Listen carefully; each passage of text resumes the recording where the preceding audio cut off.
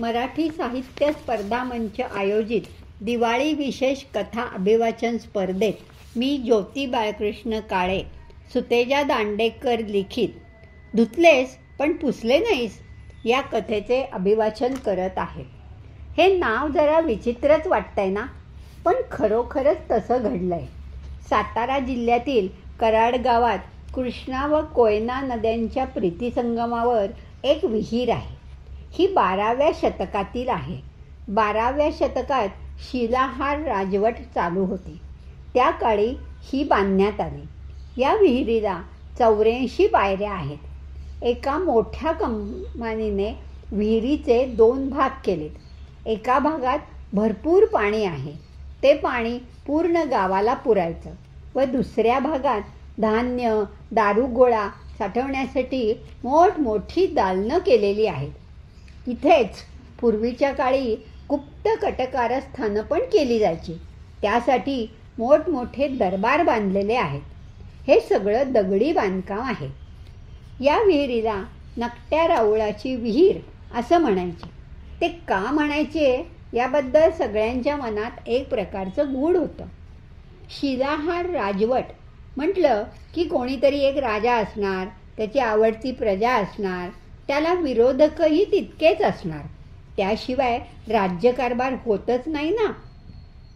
तसंच राजाचा मुलगा चंद्रसेन व विरोधकाची मुलगी भानुमती ही दोघंही लहानपणापासून एकत्र खेळत वाढले होते. त्यांच्या मनात राजकारण हा विषय कधीच नव्हता. त्यामुळे त्यांची दोस्ती चांगली होती. दोस्तीचं रूपांतर प्रेमात केव्हा झालं दोघांनाही कळलं नाही. दोघंही रोज संध्याकाळी या विहिरीच्या कठड्यावर गप्पा मारण्यासाठी बसायचे. गप्पा मारताना किती वेळ जायचा दोघांनाही कळायचं नाही. चंद्रसेन चांगला 7-7.5 फूट उंचीचा होता. त्या मानाने भानुमती बुटकी होती. पण प्रेमात उंची बघितली जात नाही ना. खरं पाहता काहीच बघितलं जात नाही. प्रेम म्हणजे प्रेम असतं. तसंच त्या दोघांचं होतं. हळूहळू गावात या दोघांच्या नात्याबद्दल चर्चा सुरू झाली. चंद्रसेनने राजकारभारातील सगळ्या खाचाखोचा प्रधानांकडून शिकून घेतल्या होत्या. तो सगळ्या कलागुणांमध्ये तरबेज होता. व्यायामामुळे त्याची शरीरयष्टी मजबूत होती. विहिरीवर गप्पा मारत बसले की चंद्रसेन 84 पायऱ्या भराभरा उतरत खाली जायचा. चढताना 4-4, 5-5 पायऱ्या एका ढांगेत चढत जायचा. या सगळ्याचं कौतुक भानुमतीला असायचं. फक्त चंद्रसेनचं नाक खूप नकटं होतं. घरात त्याला लाडाने राऊळ म्हणायचे. का म्हणायचे माहीत नाही. त्याचं नाव नकटा राऊळ पडलं होतं. भानुमती काय करायची, ती पहिल्यांदाच हळूहळू उतरत पाण्यापाशी खाली जायची. चंद्रसेन आला की दोघंजण पाण्यात पाय सोडून गप्पा मारत बसायचे. गप्पा संपल्या की चंद्रसेननं पाण्यातून पाय बाहेर काढल्यावर आपल्या साडीच्या पदराने त्याचे पाय पुसायचे. मग दोघं वर यायचे आणि आपापल्या घरी जायचे. चंद्रसेन रोज तिला म्हणायचा, अगं कशाला पुसतेस माझे पाय, आत्ता वाळतील. तरी पण भानुमती चंद्रसेनचे पाय पुसायचीच. गावातली चर्चा ऐकून भानुमतीचे आईवडील भानुमतीला रागवायला लागले. चंद्रसेनला भेटायला परवानगी देत नव्हते. गावात त्या दोघांबद्दलची चर्चा फारच वाढलेली होती. एकदा ते दोघंही विहिरीमध्ये असताना काठावरून भानुमतीला आपल्या वडिलांचा चिडलेला, रागवलेला स्वर ऐकायला आला. ती तशीच भराभरा विहिरीबाहेर आली आणि वडिलांबरोबर घरी निघून गेली. चंद्रसेनने पाण्यातून पाय बाहेर काढले आणि म्हणाला, अगं भानुमती, माझे पाय धुतलेस पण तू पुसलेच नाहीस. असं म्हणत तो वर आला तेव्हा त्याला भानुमती कुठेही दिसली नाही. तो काठावर बसून राहिला आणि म्हणत राहिला, अगं धुतलेस पण पुसलेच नाहीस, अगं धुतलेस पण पुसलेच नाहीस. इकडे भानुमतीच्या वडिलांनी दुसऱ्या गावातील मुलाबरोबर भानुमतीचं लग्न लावून दिलं आणि चंद्रसेनला भानुमती परत कधीच दिसली नाही. पण तो रोज संध्याकाळी विहिरीवर यायचा, आपले लांब सडक पाय खाली सोडायचा आणि म्हणत राहायचा, धुतलेस पण पुसले नाहीस, धुतलेस पण पुसले नाहीस. हळूहळू चंद्रसेनला बाकी काही सुचत नव्हतं. तो वेड्या झाल्यासारखा होऊन गेला. फक्त संध्याकाळी त्या विहिरीवर एकच आवाज घुमायचा, धुतलेस पण पुसले नाहीस, धुतलेस पण पुसले नाहीस. नंतर चंद्रसेनाचं काय झालं कळलं नाही, पण रोज संध्याकाळी त्या आवारात तो आवाज येतच राहिला. त्याचा आवाज घुमत असे. त्या विहिरीपाशी कोणीही जायला तयार होईना. हळूहळू त्या विहिरीला भूताची विहीर असं नाव पडलं. हा वेडा चंद्रसेन तिथं बसायचा म्हणून या विहिरीला नकट्या राहुराची विहीर असं नाव पडलं. कारण तो नकट्या राऊळ 24 तास त्या विहिरीवर बसलेला असायचा, पण तो कोणाला दिसायचा नाही. ती विहीर भूताची आहे कारण विहिरीतून फक्त आवाज घुमत असतो, तिथं कुणीच दिसत नाही. त्याचं पाणी वापरायला घेऊ नका असं सगळं गावात सांगितलं गेलं. त्या चंद्रसेनाचं काय झालं कुणालाच कळलं नाही, पण त्या विहिरीवर त्याचा आवाज मात्र घुमत होता. चंद्रसेनचं गूढच राहिलं. त्यामुळे लहान मुलांना तिकडे जायला परवानगीच नव्हती. गावातली सगळी मुलं त्या विहिरीपासून लांब असायची, पण सगळ्यांना उत्सुकता होती की हा नकटा राऊळ दिसतो कसा, राहतो कसा. पण दिसत तर नाही, कोणालाही दिसत नाही. कोणी तिकडं जाण्यास तयार व्हायचं नाही. एक प्रकारची भीती सगळ्यांच्या मनात बसलेली होती. खरं पाहता हा नकट्या राऊळ आपल्या भानुमतीची वाट पाहत होता, पण सगळ्यांनाच त्याच्या ओरडण्याचं गूढ वाटून कोणी तिकडं जात नव्हतं. तो दिसत तर कोणालाच नव्हता, पण त्याचा आवाज मात्र आसमंतात दुमदुमायचा. पण त्या विहिरीचं पाणी सगळ्या गावासाठी वापरायचं होतं, त्यामुळे सगळ्यांना पाण्याची पंचाईत होऊ लागली. हळूहळू गावातील तरुणांनी त्या विहिरीकडे जायला सुरुवात केली. कुणाकुणाला संध्याकाळी चंद्रसेनाचा भास विहिरीवर होऊ लागला. त्या तरुणांनी ठरवलं, आपण आता यावर काहीतरी उपाय काढला पाहिजे. म्हणून ते विहिरीपाशी जाऊन जोरजोरात म्हणू लागले, अरे नकट्या रावळा, तुझी भानुमती ना, ती गावातच राहते. असा आवाज ऐकल्यावर कुठून तरी आवाज आला, हो का, कुठे राहते सांगा बरं मला, तिचं घर दाखवता का मला, मी येऊ का तुमच्याबरोबर. हा आवाज ऐकल्यावर मात्र या तरुणांची घाबरगुंडी उडाली. तरी ते धाडस करून म्हणाले, छे, आम्हा नाही तुझ्याबरोबर येणार, पण मला तिच्या खुणाची खूण तरी सांगा, खूण तरी सांगा. हो सांगतो सांगतो, उद्या येऊन सांगतो. त्या सर्व तरुणांनी एक बैठक घेतली, त्याला काय सांगायचं हे ठरवण्यासाठी. कुणालाच काही उपाय सापडेना.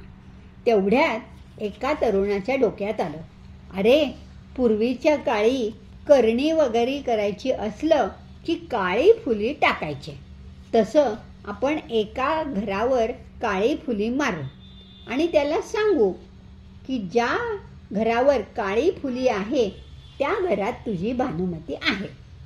अरे पण तो तिथे आला की काय करायचं, मग बघू आपण काय करायचं ते, एवढं तर करूया.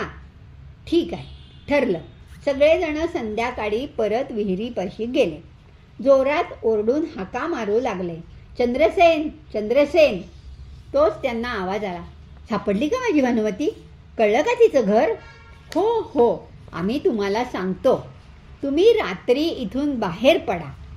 ज्या घरावर काळी फुली असेल त्या घरात तुमची भानुमती आहे, तिथे तुम्ही जावा. असं म्हटल्यावर रात्र झाल्यावर चंद्रसेन पळत पळत गावात गेला. खरं तर पळायची त्याला गरजच नव्हती. लांब लांब ढांगा टाकल्या तरी तो पळत असल्यासारखाच वाटत होता. सगळ्या मुलांनी रात्रभर जागून चंद्रसेन कुठे दिसतो का म्हणून बघितलं, पण त्यांना फक्त पावलांचा आवाज येत होता. धाप धाप. दिसलं मात्र कोणी नाही. त्यामुळे सगळी मुलं आपला जीव मुठीत धरून पाहत होते. इकडे चंद्रसेन प्रत्येक घरावर पाहू लागला. कुठे काळी फुली आहे, कुठे काळी फुली आहे. एका घरावर काळी फुली दिसली म्हणून त्याने जोर जोरात कडी वाजवायला सुरुवात केली. भानुमती, भानुमती अशा हाका मारायला सुरुवात केली. पण कुणीच दार उघडेना. शेवटी त्यांनी जोरात दार ढकललं, पण आत कुणीच नव्हतं. तेव्हा त्याच्या लक्षात आलं, आपल्याला या मुलांनी फसवलं. परत तो विहिरीपाशी आला आणि ओरडू लागला, धुतलेस पण पुसले नाहीस, धुतलेस पण पुसले नाहीस. या मुलांनाही कळेना आता काय करायचं. आता तो आपल्यावर रागवला असेल का, आपल्याला मारेल का. ठीक आहे, मारलं तरी आपल्याला समोर दिसेल कोण आहे ते. म्हणून त्यांनी परत विहिरीपाशी जायचं धाडस केलं. त्याला परत जोर जोरात हाका मारल्या, चंद्रसेन, चंद्रसेन आलात का तुम्ही परत. तुम्ही काय माझी फिरकी घेतात का, मला फसवत आहात का. तुम्ही खरोखरच माझ्या प्रेयसीला भेटवणार आहात का. हो हो, आज मात्र आम्ही तुम्हाला नक्की भेटवणार. मग मी काय करू सांगा बरं. आता असं बघा, सगळ्याच घरावर काळी फुली असेल, फक्त एका घरावर काळी फुली नसेल. त्या घरात तुमची भानुमती आहे. नक्की ना, परत मला त्रास देणार नाही ना. नाही नाही, यावेळी आम्ही नक्की तुला त्रास देणार नाही. ठीक आहे, आज रात्री मी जातो. असं सांगून सर्व मुलं निघून गेली. त्यांना त्याचा आवाज कुठून येतोय, कुठे लपून बसलाय, काहीच दिसत नव्हतं. आता या मुलांनी काय कल्पना योजली. त्यांनी गावातील वसुंधराबाईंना तयार केलं व सांगितलं, आम्ही सगळेजण तुमच्या पाठीशी आहोत, पण आम्ही तुम्हाला सांगतो त्याप्रमाणे तुम्ही करा. आज रात्री तो चंद्रसेन तुमच्या घरावर दार वाजवत येईल. तुम्ही दार उघडा. तुमचं तोंड तुमच्या साडीच्या पदराने पूर्ण झाकून घ्या. त्याला म्हणायचं, चल मी तुझे पाय पुसते, पण आधी ओले तर करून या. असं म्हणून त्याला बोलत बोलत विहिरीकडे घेऊन जावा. विहिरीत त्यांनी पाय बुडवल्या बुडवल्या तुम्ही त्याला विहिरीत ढकलून द्या. लगेच विहिरीतून वरती या. आम्ही सगळेजण बघतो तो बुडून मरतोय का नाही. एकदा तो बुडून मेला की आपल्या सगळ्यांच्या वरचं मोठं संकट निघून जाईल. आपल्याला ही विहीर परत वापरता येईल. बघा, चालेल का तुम्हाला. वसुंधराबाई म्हणाल्या, पण त्याने मला काही केलं तर. तो काहीही करणार नाही, कारण तो दिसतच नाही, अदृश्य आहे.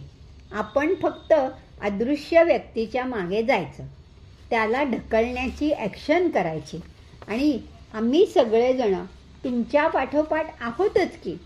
तुम्ही काळजी करू नका. ठीक आहे, तयार आहे मी. सगळ्या गावाचे जर कल्याण होणार असेल तर मी हे धाडस करायला तयार आहे. रात्री चंद्रसेन भानुमतीला शोधायला बाहेर पडला. तो पळत सुटला. गावातील प्रत्येक घरापाशी गेला. प्रत्येक घरावर काळी फुलं होती. चालून चालून तो दमला. बघेल त्या घरावर काळी फुली, बघेल त्या घरावर काळी फुली. शेवटी त्याला एक घर सापडलं. त्यावर काळी फुली नव्हती. त्यांनी परत त्या घराची कडी वाजवली. भानुमती, भानुमती असा आवाज द्यायला सुरुवात केला. त्याच वेळी आतून एक बाई बाहेर आली. तेव्हा चंद्रसेनला खूप आनंद झाला. सापडली, सापडली, माझी भानुमती सापडली. भानुमती म्हणाली, काय चंद्रसेन, किती दिवसांनी आलास. अरे, तुझे पाय पुसायचे राहिले आहेत ना, चल मी आता तुझे पाय पुसते. तेव्हा चंद्रसेन म्हणाला, पण आधी धुतली कुठेस, मग चल विहिरीकडे. असं म्हणत दोघंही विहिरीकडे निघाले. असे करत ती दोघंजण विहिरीपाशी पोचले. खाली उतरले. चंद्रसेनने पाण्यात पाय सोडल्या सोडल्या भानुमतीने त्याला जोरात धक्का दिला. अगं, माझे पायच काय, अंग पण भिजले आहे.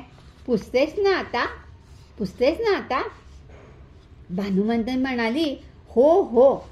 तेव्हा सगळी मुलं खाली विहिरीमध्ये गेली, पण त्यांना पाण्यात फक्त बुडबुडे आलेले दिसत होते. बाकी कोणी दिसतच नव्हतं. मुलांना वसुंधराबाई पण कुठंही दिसल्या नाहीत. त्यांना वाटलं त्या घरी पळत गेल्या. थोड्या वेळाने ते बुडबुडे पण थांबले. पाणी शांत झाले. तेव्हा सगळ्यांनी मनात म्हटलं, बहुतेक चंद्रसेन उर्फ नकट्या राऊळ बुडून मेलेला दिसतोय. आता आपण घरी जाऊया. सकाळी गावातील सगळ्यांना आज काय काय घडलं ते सांगू. सकाळी चंद्रसेनाची बातमी तरुणांनी गावाला सांगितली. तेव्हा सगळ्यांना त्यांचा अभिमान वाटला. सगळ्यांनी ही तरुण मुलं व वसुंधराबाईंचा मोठा सत्कार करायचा ठरवला. तेवढ्यात वसुंधराबाई म्हणाल्या, अहो, माझा सत्कार कशाला करताय? माझं दार वाजवत कुणी आलंच नाही. मी आपली रात्रभर जागी राहिले. आता दार वाजेल, मग दार वाजेल, पण दार वाजलंच नाही. त्यामुळे रात्री मी बाहेर पडलेच नाही. असं ऐकल्यावर मात्र गावातली मुलं, ज्येष्ठ नागरिक सगळे घाबरून गेले. म्हणजे तुम्ही बाहेर आलाच नाही? नाही. चंद्रसेनला ढकललं नाही? नाही. मला काय माहीत, मी वाट बघत बसले. आता दार वाजेल, मग दार वाजेल, दार वाजलंच नाही. त्यामुळे मी बाहेर आलेच नाही. आता मात्र सगळ्यांचीच घाबरगुंडी उडाली. नकट्या राऊळाचं व भानुमतीचं काय झालं हे मोठं गूढ आजपर्यंत राहिलं. पण त्या विहिरीपाशी अजूनही रोज संध्याकाळी आवाज येतात म्हणून कुणीही तिकडे जात नाही. ही भुताची विहीर, नकट्या राऊळाची विहीर म्हणून प्रसिद्ध झाली. आता कराडवासियांनी पाण्याची दुसरी व्यवस्था केली. त्या विहिरीकडे कुणीही जात नाही. पण नकट्या राऊळाची विहीर प्राचीन वास्तू म्हणून केंद्रीय पुरातत्व विभागाकडे नोंद आहे. पुरातन तत्ववाद्यांनी ही ऐतिहासिक वास्तू म्हणून प्रसिद्ध केली आहे. धन्यवाद.